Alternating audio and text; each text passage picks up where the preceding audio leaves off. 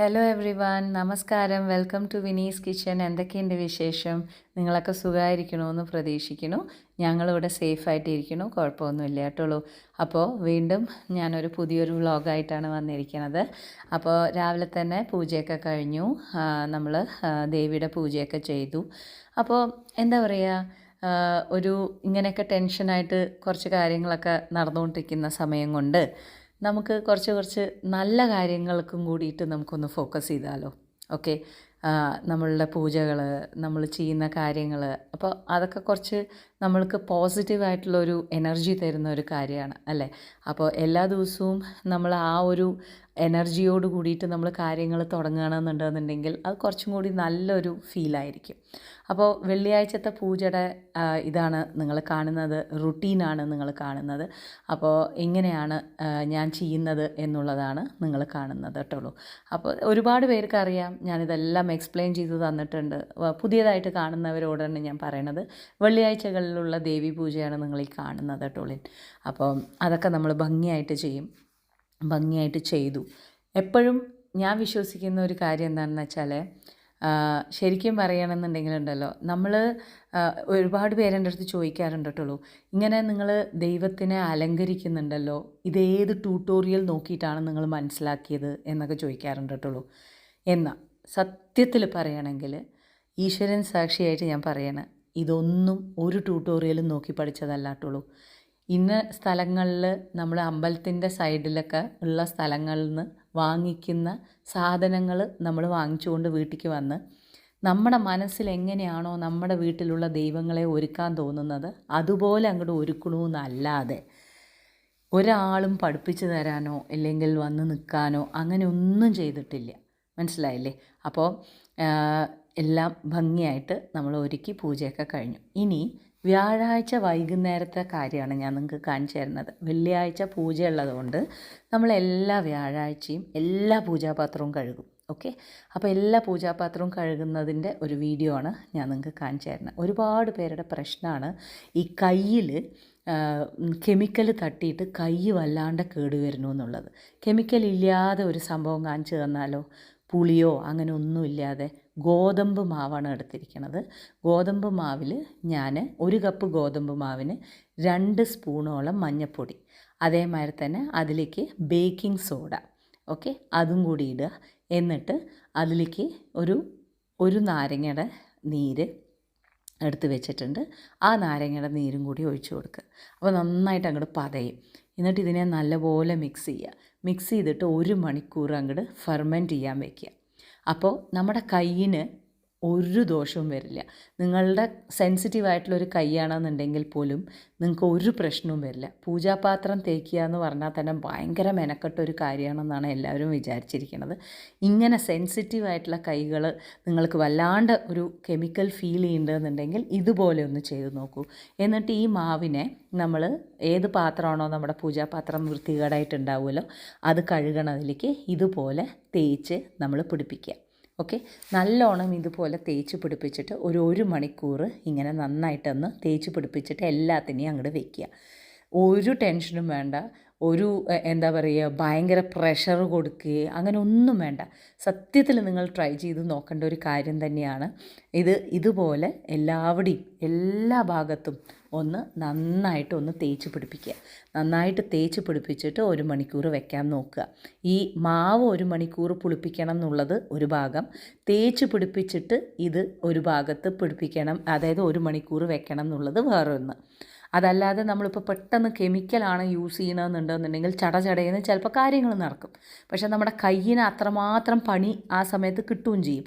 അതായത് എല്ലാ ആഴ്ചയും ഇല്ലെങ്കിൽ ഈ 2 ദിവസം കൂടുമ്പോൾ നിങ്ങളിത് ചെയ്യണമെന്നുണ്ടെങ്കിൽ കൈയൊക്കെ വളരെ മോശമായിട്ടുള്ള രീതിയിൽ പോകാനുള്ള ചാൻസ് ഉണ്ട്. ഓക്കെ, ഇനി 1 മണിക്കൂർ കഴിഞ്ഞ് കഴിഞ്ഞാൽ നിങ്ങളുടെ സാധാരണ ലിക്വിഡ് സോപ്പില്ലേ, നമ്മൾ ഈ പാത്രം കഴുകണത്, ആ പാത്രം കഴുകണ സോപ്പ് കൊണ്ട് നിങ്ങൾക്ക് നോർമലായിട്ടുള്ളൊരു സ്ക്രബുണ്ട്. അപ്പോൾ ഇത് ഞാൻ പൂജാപാത്രം തേക്കാൻ വേണ്ടി മാത്രമുള്ള സ്ക്രബാണ്. അപ്പോൾ ആ പൂജാപാത്രം തേക്കുന്ന സ്ക്രബ് കൊണ്ട് ഒരു പ്രഷറും കൊടുക്കാതെ നല്ലപോലെ ഒന്ന് തേക്കുക. ഓക്കെ, നമ്മൾ സാധാരണമാതിരി ഇങ്ങനെ വെച്ച് ഉരച്ച് അങ്ങനെ ഒന്നും വേണ്ട. ഓക്കെ. അതിന് പകരം നോർമലായിട്ടുള്ള രീതിയിൽ പൂജാപാത്രം ഒന്ന് നന്നായിട്ടൊന്ന് ആ സോപ്പ് കൊണ്ട് ഒന്ന് തേച്ച് നല്ല പോലെ ഒന്ന് തേക്കുക. എന്നിട്ട് വെള്ളത്തിലൊന്ന് കഴുകി നോക്കൂ. നല്ല അടിപൊളിയായിട്ടുള്ള രീതിയിൽ നിങ്ങളുടെ പൂജാപാത്രം വൃത്തിയായിട്ടുണ്ടാവും. ഇതൊരു വളരെ സിമ്പിളായിട്ടുള്ള എഫക്റ്റീവായിട്ടുള്ള ഒരു മെത്തേഡാണ് ഞാൻ നിങ്ങൾക്ക് കാണിച്ചു തരുന്നത്. ഇതെന്തായാലും ഒന്ന് ട്രൈ ചെയ്ത് നോക്കേണ്ട ഒരു കാര്യം തന്നെയാണ്. മനസ്സിലായില്ലേ? അപ്പോൾ ഞാൻ ഇതുപോലെ എന്താണ് പാത്രം തേക്കണ പോലെ തന്നെ ഞാൻ തേച്ചിട്ടുണ്ട്. എന്നിട്ട് നമ്മളിതാ നല്ല പോലെ ഒന്ന് കഴുകിയെടുത്തിട്ടുണ്ട്. ഒരുപാട് പേരുടെ കൈ ഞാൻ ശ്രദ്ധിച്ചിട്ടുണ്ട്. ഒരുപാട് പണി ചെയ്യുന്ന സമയത്ത് അതേമാതിരി തന്നെ കുറേ പണി ചെയ്ത് കഴിഞ്ഞിട്ടുണ്ടെങ്കിൽ അടുക്കളപ്പണിയൊക്കെ നമ്മൾ ചെയ്യുമ്പോൾ ലേഡീസിൻ്റെ കൈ എപ്പോഴും ഭയങ്കര ഹാർഡായിട്ടുള്ള രീതിയിൽ ഉണ്ട് അല്ലേ? അപ്പോൾ അതിന് നമ്മൾ വളരെയധികം കെയർ ചെയ്യേണ്ട ഒരു കാര്യമാണ്. നോക്കൂ, ഇതുപോലെ നീറ്റായിട്ട് എല്ലാ പാത്രങ്ങളും നമുക്ക് കഴുകിയെടുക്കാൻ പറ്റും. കഴുകിയെടുത്ത് നല്ല വൃത്തിയാക്കി അപ്പം തന്നെ തുടച്ചങ്ങോട്ട് വയ്ക്കുക. കഴുകിയിട്ട് അതുപോലെ വിടരുത്. നല്ല പോലെ തുടച്ച് വെക്കണം. എന്നാൽ മാത്രമേ അത് നല്ല ക്ലീനായിട്ട് ഉണ്ടാവുള്ളൂ. ഇനി ഞാനൊരു സന്തോഷമായിട്ടുള്ളൊരു കാര്യം പറയട്ടെ. നമ്മുടെ കിച്ചാപ്പൂവിന് നല്ല സ്കൂളിൽ നിന്ന് നല്ല ഗുഡ് അച്ചീവ്മെൻറ്റിൻ്റെ ഒരു അവാർഡ് കിട്ടിയിരിക്കുകയാണ്. അവൻ എല്ലാത്തിലും ടോപ്പായി എന്നുള്ളതിന്. അപ്പോൾ അവർ പറഞ്ഞിട്ടുണ്ടായിരുന്നു, നമുക്ക് ഇമെയിൽ വന്നതാണ്. ഇമെയിൽ വന്നത് എന്താണെന്ന് വെച്ചാൽ, ഇങ്ങനെ ഒരു സാഹചര്യം ആയതുകൊണ്ട് അവനെ സ്റ്റേജിൽ വിളിച്ച് ഞങ്ങൾക്ക് കൺഗ്രാജുലേറ്റ് ചെയ്യാൻ പറ്റിയില്ല. പക്ഷേ ഞങ്ങൾ നിങ്ങൾക്ക് മെയിൽ അയക്കുകയാണ്. വീട്ടിൽ എന്തായാലും ഇത് സെലിബ്രേറ്റ് ചെയ്യേണ്ട ഒരു കാര്യമാണ്. മോൻ്റെ അച്ചീവ്മെൻറ്റാണ്. അവൻ ഇയർ 8ലാണ് പഠിക്കണത്. ഇയർ 8ൽ അവൻ ടോപ്പാണ് എന്ന് പറഞ്ഞിട്ടാണ് നമുക്ക് വന്നത്. ഇത് കൂടുതലൊക്കെ എന്ത് സന്തോഷമാണല്ലേ ഒരു അച്ഛനമ്മയ്ക്കും വേണ്ടത്. അപ്പോൾ ഞങ്ങളൊരു കേക്കൊക്കെ വാങ്ങിച്ച് ആ കേക്കിനെ ഞങ്ങൾ കസ്റ്റമൈസ് ചെയ്തതാണ് ഞാൻ. എൻ്റെ ഷെഫ് ഫ്രണ്ട്സാണ് അത് ചെയ്ത് തന്നത്, ബേക്കിംഗ് ഫ്രണ്ട്സ്. എന്നിട്ട് അത് എന്താ പറയുക, അതിലിങ്ങനെ ബുക്സിൻ്റെ പോലെയുള്ളത്, ഒരു പെൻസിലൊക്കെ പോലെ ഒരു ചോക്ലേറ്റ് കേക്കാണ് നമ്മൾ ചെയ്തത്. പിന്നെ നമ്മളെല്ലാവരെയും സൂം കോളിൽ വിളിച്ചിട്ടുണ്ടായിരുന്നു. സോ സൂം കോളിൽ വിളിച്ചിട്ട് അവർ എന്താണ് പറയുക, കിച്ചു കട്ട് ചെയ്യുകയാണ് ചെയ്തത്. എല്ലാവരും സൂം കോളിൽ വന്നിട്ടുണ്ടായിരുന്നു. അല്ലല്ല, കുട്ടി കട്ട് ചെയ്യും.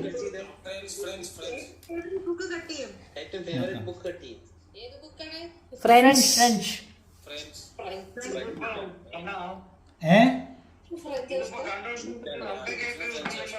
കിട്ടും അത് വരുപ്പോ.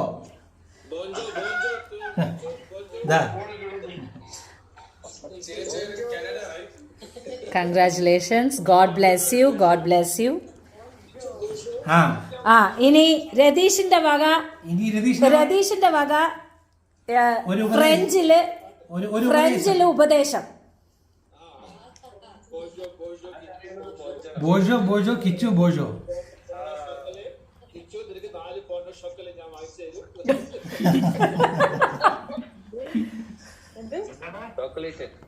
അവൻ എന്തൊക്കെയാ വാങ്ങിച്ചു തരാന്ന് പറഞ്ഞിട്ടുണ്ട് കിച്ചുന്.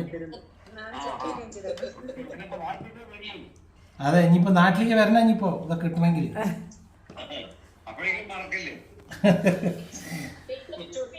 പിന്നെ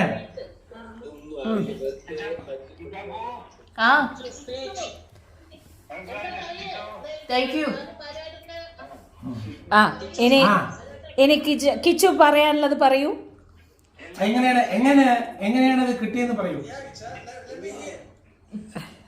ഞാൻ പ്രോപ്പറായിട്ട് വെക്കട്ടെ ഐപാഡ്. ഇനി കിച്ചു പറയും എങ്ങനെയാണ് ഇത് കിട്ടിയത്. നിക്ക്, അവൻ എങ്ങനെയാണ് പറയണ കിട്ടിയ? അമ്മ അവൻ എങ്ങനെ കിട്ടിയ പറയണു. I stay behind in class and help the teacher, like every teacher in this.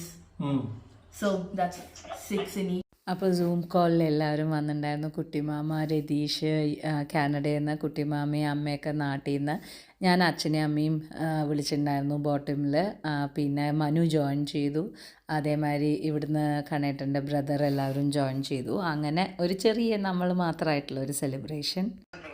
അതന്നെയാണ് സ്വഭാവം.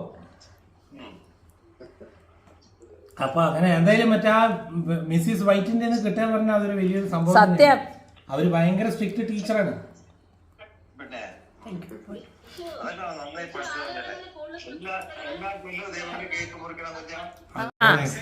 Who do you owe your success? I said myself. I said myself. He said it himself. I see.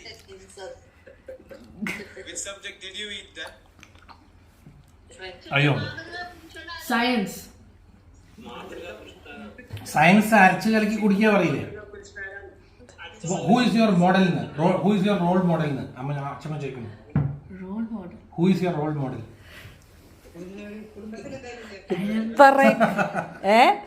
കുടുംബത്തിൽ ആരുമില്ല. Everyone role model. രതീഷോ?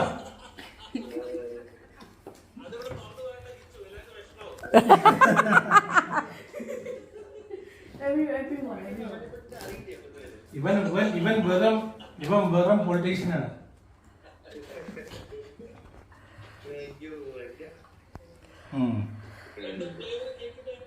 Chocolate. ഇത് actually ഇത് എന്താണ് പറയുക, custom made നമ്മൾ ഇത് ഡിസൈൻ ചെയ്ത് കൊടുത്തതാ. അപ്പോൾ ഞാൻ മുന്നേടത്ത് ചോദിച്ചു, ലൈക്ക് ഇതിൻ്റെ മുകളിൽ ശരിക്കും പറഞ്ഞാൽ മാത്സിൻ്റെ ഡിസൈനായിരുന്നു. അപ്പം മുന്നേ പറഞ്ഞു മാത്സ് വേണ്ട, മാത്സ് വേണ്ട, അതിന് പകരം ബാക്കിയുള്ള സബ്ജക്ട്സ് ഒക്കെ കൂടി ആവാം എന്ന് പറഞ്ഞു. പിന്നെ നമ്മൾ ഇങ്ങനെ ഒരു റിവൈസ്, പ്രേ, ടാർഗറ്റ്, പ്രാക്ടീസ്, ഫോക്കസ്. അപ്പൊ ഞാൻ എന്തായാലും നിങ്ങളുടെ സമയം വേസ്റ്റ് ആക്കില്ല. ആ ഫോട്ടോ അയക്കാം. ഇങ്ങനെയല്ല, മാന്തിയിട്ടല്ല ഒരാൾക്ക് ടെക്സ്ചർ കാണിക്കുക. ഇപ്പൊ മനസ്സിലായോ? കാര്യം അറിഞ്ഞാൽ പറയാം. അങ്ങനെ എന്താ പറയുക, ടെൻഷനൊക്കെ ഉണ്ടെങ്കിലും ഇങ്ങനെയുള്ള കാര്യങ്ങൾ നമ്മൾ പോസിറ്റീവായിട്ടുള്ള രീതിയിൽ നമുക്ക് കുറേ കാണുന്ന സമയത്ത്, വരുന്ന സമയത്തൊക്കെ ഭയങ്കര ഒരു സന്തോഷമാണല്ലേ. സോ വൺസ് അഗെയിൻ ഞാൻ ഇത്ര മാത്രമേ പറയാൻ ഉദ്ദേശിക്കുന്നുള്ളൂ. We all are safe and we all are in a country which is beautifully taken care. പ്രശ്നങ്ങൾ നടക്കുന്നുണ്ട്, ഇല്ല എന്ന് ഞാൻ ഒരിക്കലും പറയില്ല. എന്നാലും നമ്മൾ എല്ലാവരും സേഫാണ്. കറക്റ്റായിട്ടുള്ള മെഷേഴ്സ് അവരുടെ ഭാഗത്തുനിന്ന്, ഗവൺമെൻറ്റിൻ്റെ ഭാഗത്തുനിന്ന് വരുന്നുണ്ട്. ഇടയ്ക്ക് നമുക്ക് എല്ലാവർക്കും ഒരു വാർണിംഗ് മെസ്സേജ് വരും, വീട്ടിൻ്റെ ഉള്ളിലിരിക്കണം, മിസൈലിൻ്റെ ഇൻ്റർസെപ്ഷൻ നടക്കാൻ പോവുകയാണ് പെർട്ടിക്കുലർ ഏരിയയിൽ എന്ന് പറഞ്ഞിട്ട്. അത് കഴിഞ്ഞ് ഒരു 2 hours കഴിഞ്ഞാൽ അവർ നമ്മളുടെ അടുത്ത് പറയും, ഇല്ല കഴിഞ്ഞു, എല്ലാം കഴിഞ്ഞു, നിങ്ങൾക്ക് ഇനി നിങ്ങളുടെ നോർമൽ ആക്ടിവിറ്റീസ് നിങ്ങൾക്ക് കണ്ടിന്യൂ ചെയ്യാം എന്ന് പറഞ്ഞിട്ട് ഇത്രമാത്രം കെയർ എടുത്തിട്ടാണ് അവരെല്ലാ കാര്യവും നോക്കിക്കൊണ്ടിരിക്കുന്നത്. So once again thank you for watching. വീണ്ടും നമുക്ക് കാണാം. ബൈ.